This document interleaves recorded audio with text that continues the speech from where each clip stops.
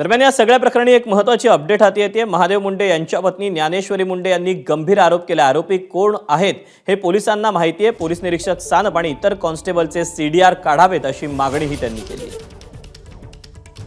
तर असं थोडासा म्हणजे ताई साहेबांना जेव्हा आम्ही भेटले त्याच्या अगोदर मला थोडंसं अस्वस्थच वाटू लागलं।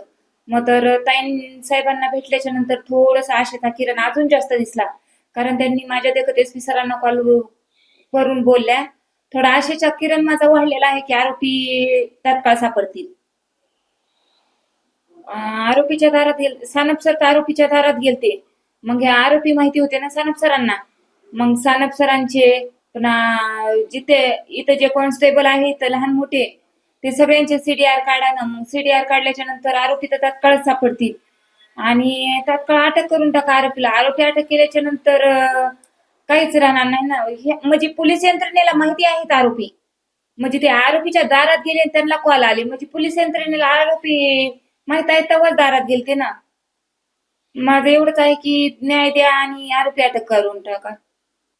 आज जर असं थोडासा म्हणजे ताई साहेबांना जेव्हा आम्ही भेटले त्याच्या अगोदर मला थोडंसं एबीपी माझा, उघडा डोळे बघा नीट।